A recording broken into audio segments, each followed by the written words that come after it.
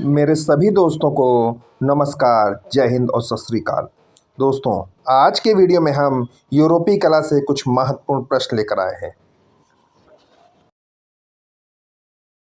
आज के वीडियो में पहला प्रश्न है, गार्निका नामक चित्र कब और किसने बनाया? आप गार्निका कह लीजिए, ग्वार्निका कह लीजिए। तो प्रश्न है, गार्निका नामक चित्र किसने और कब बनाया? ऑप्शन है पिकासो 1937, जॉर्ज ब्रॉक 1925, पिकासो 1925 और हॉर्नग्रीस 1937। तो दोस्तों, गार्निका नामक चित्र पब्लिक पिकासो या पिकासो ने 1937 में बनाया। कब बनाया था? 1937 में। अगला प्रश्न है, प्रारंभिक ईसाई काल के चित्र सर्वप्रथम कहाँ बनाए गए? प्रश्न एक बार फिर से देख लीजिए। प्रारंभिक ईसाई काल के चित्र सर्वप्रथम कहाँ बनाए गए थे? ऑप्शन है मंदिरों पर, चर्चों पर, समाधि गुफाओं पर और महलों पर।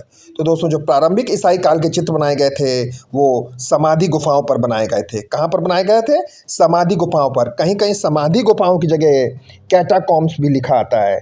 क्या लिख के आता है? कैटाकॉम्स। अगला प्रश्न है, नुकीले मेहराब वाले भवनों का निर्माण किस युग में हुआ?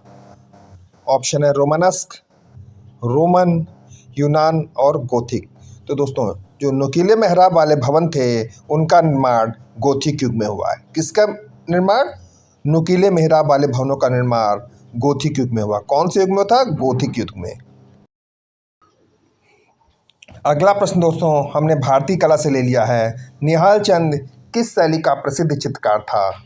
ऑप्शन है किशनगढ़, बूंदी, कोटा और अलवर। तो दोस्तों, जो निहाल चंद था वो किशनगढ़ शैली का प्रसिद्ध चित्रकार था। किस शैली का चित्रकार था? किशनगढ़ शैली का। स्पेन की किस गुफा में उंगलियों से बनाई गई रेखाएं हैं? ऑप्शन है अल्तामीरा, लास्को, ला काम्ब्रेली, तीन भाइयों वाली गुफा। तो दोस्तों, स्पेन की अल्तामीरा में उंगलियों से बनाई गई रेखाएं हैं। किसमें? अल्तामीरा गुफा में। प्रश्न है, फ्रैंको कैंटेब्रियन क्षेत्र संबंधित है? ऑप्शन है धार्मिक कर्मकांड से, प्रागैतिहासिक काल से, आदमगीत से और मध्यकालीन कला से। तो दोस्तों, जो फ्रैंको कैंटेब्रियन क्षेत्र है वो प्रागैतिहासिक कला से या प्रागैतिहासिक काल से संबंधित है। किससे? प्रागैतिहासिक काल से। कौन सा? फ्रैंको कैंटेब्रियन क्षेत्र। पिकासो के अलावा दूसरा प्रसिद्ध घनवादी कलाकार। प्रश्न एक बार फिर से देख लीजिए।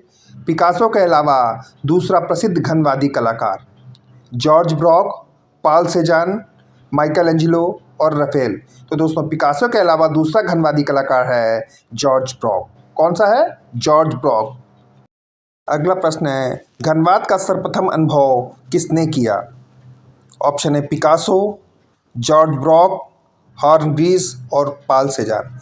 तो दोस्तों, जो घनवाद का सर्वप्रथम अनुभव किया गया वो पॉल सेजान द्वारा किया गया। किसके द्वारा? पॉल सेजान द्वारा। यूरोपीय फ्रेस्को चित्रों की तकनीक का प्रभाव भारत की किस शैली पर पड़ा?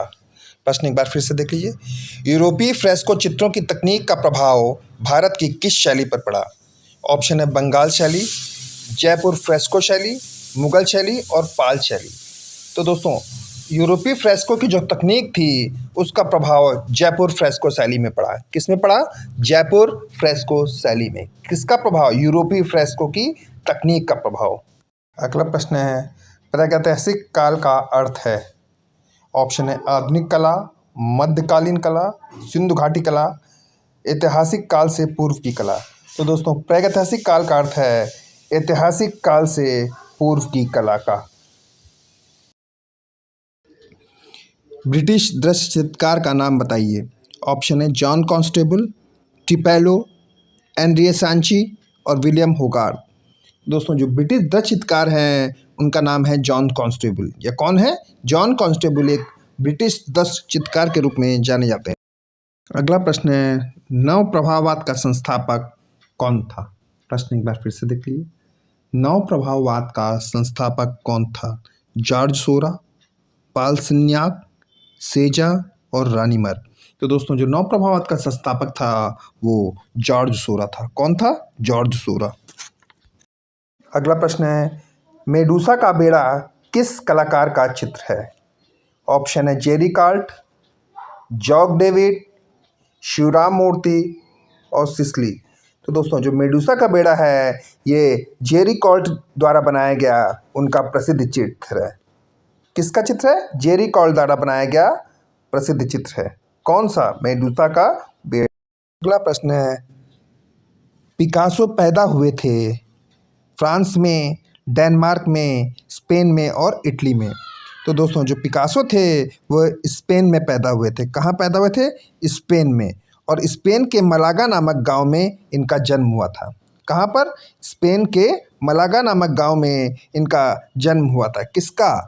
पब्लिक पिकासो का। अगला प्रश्न है, लव्स ऑफ जुपिटर किसका चित्र है? ऑप्शन है रफेल का, कैरावेचियो का, बोटाचेली का और सेजान का। दोस्तों जो लव ऑफ जुपिटर है वो कैरावेचियो का प्रसिद्ध चित्र है। किसका प्रसिद्ध चित्र है? कैरावेचियो का। अगला प्रश्न है, मोनालिसा चित्र की पृष्ठभूमि में क्या दर्शाया गया है? देवदूत, गिरजाघर, इमारत वाली गली या दृश्य चित्र। तो दोस्तों मोनालिसा चित्र की पृष्ठभूमि में दृश्य चित्र या प्राकृतिक दृश्य दर्शाया गया है। क्या दर्शाया गया है? प्राकृतिक दृश्य। उस चित्रकार का नाम बताइए जो मूर्तिकार भी था। Michelangelo, Leonardo da Vinci, Raphael और जियोवेनी। तो दोस्तों इनमें से माइकल एंजेलो एक मूर्तिकार के साथ साथ एक प्रसिद्ध चित्रकार भी था। यह मूलतः एक दक्ष मूर्तिकार था, स्थापत्यकार था और चित्रकार कवि भी था। किस देश की कला को अंत्येष्टि संबंधी कला कहा जाता है? प्रश्न एक बार फिर से देख लीजिए। किस देश की कला को अंत्येष्टि संबंधी कला कहा जाता है? ऑप्शन है चीन, असीरिया, क्रीट और मिस्र। तो दोस्तों मिस्र की कला को अंत्येष्टि संबंधी कला कहा जाता है। किसकी? मिस्र की कला को अंत्येष्टि संबंधी कला कहा जाता है। अगला प्रश्न है, मृतकों की पुस्तक कहाँ से प्राप्त हुई है? ऑप्शन है रोम से, यूनान से, मिस्र से और अमेरिका से। तो दोस्तों जो मृतकों की पुस्तक है वह मिस्र से प्राप्त हुई है। मिस्र या कहीं कहीं इजिप्ट भी लिखा आ सकता है। तो कहाँ से प्राप्त हुई है? मिस्र से। अगला प्रश्न है, इटली का वयोवृद्ध कलाकार। प्रश्न एक बार फिर से देख लीजिए। इटली का वयोवृद्ध कलाकार। ऑप्शन है टीशिया, पॉल सेजान, बराक और देगा। दोस्तों जो इटली का वयोवृद्ध कलाकार है वो टीशिया या टीशियन कहा जाता है। कौन? टीशिया या टीशियन। अगला प्रश्न है दोस्तों, स्कूल ऑफ एथेंस किसकी कृति है? प्रश्न एक बार फिर से देख लीजिए। स्कूल ऑफ एथेंस किसकी कृति है? रफेल की, लियोनार्डो दा विंसी की, माइकल एंजेलो की और पॉल सेजान की। तो दोस्तों जो स्कूल ऑफ एथेंस है वो रफेल की प्रसिद्ध कृति है। किसकी? रफेल की।